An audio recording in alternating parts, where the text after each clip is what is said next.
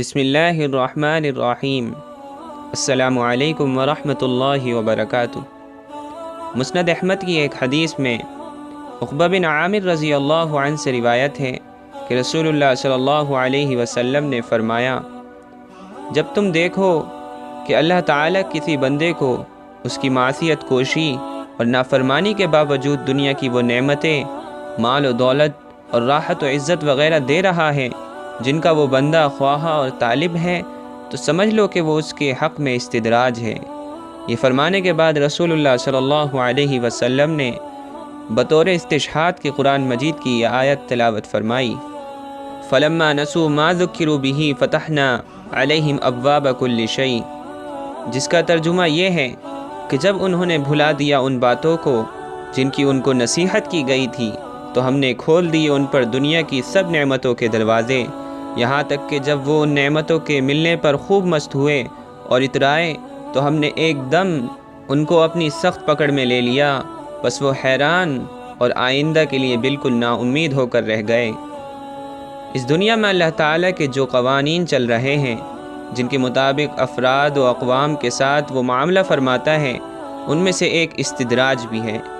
جس کا مطلب یہ ہے کہ جب اللہ کا کوئی مجرم اور باغی بندہ یا گروہ معصیت کوشی اور سرکشی میں حد سے بڑھ جاتا ہے اور آخرت اور خدا کے احکام سے بالکل بے پرواہ اور بے فکر ہو کر زندگی گزارنے لگتا ہے، تو اللہ تعالیٰ اس سے سخت ناراض ہو کر کبھی کبھی ایسا بھی کرتے ہیں کہ اس کی رسی اور دراز کر دی جاتی ہے اور کچھ مدت کے لیے نعمتوں کے دروازے اس پر کھول دیے جاتے ہیں تاکہ وہ اور زیادہ اطمینان اور سرمستی کے ساتھ اس خدا فراموشی اور سرکشی میں آگے بڑھتا رہے اور پھر بڑی سے بڑی سزا پائے۔ دین کی خاص زبان میں اللہ تعالیٰ کے اس معاملے کو استدراج کہا جاتا ہے۔ بس اس حدیث کا مطلب یہ ہوا کہ جب کسی بندے یا گروہ کو تم اس حال میں دیکھو کہ وہ خدا اور آخرت کو بالکل بھلا کر مجرمانہ اور باغیانہ زندگی گزار رہے ہیں اور اس کے باوجود اللہ تعالیٰ کی طرف سے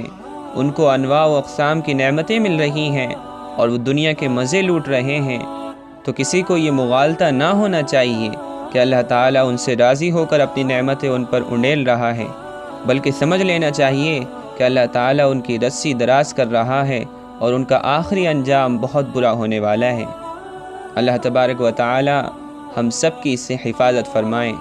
تو دوستو، امید ہے کہ آپ کو میری بات سمجھ میں آئی ہوگی اور آپ کو یہ ویڈیو بھی پسند آئی ہوگی۔ اگر آپ کو یہ ویڈیو پسند آئی تو اس کو لائک اور شیئر کریں اور میرے چینل کو ضرور سبسکرائب کریں تاکہ اسی طریقے کی اور ویڈیوز آپ تک سب سے پہلے پہنچیں۔ السلام علیکم ورحمۃ اللہ وبرکاتہ۔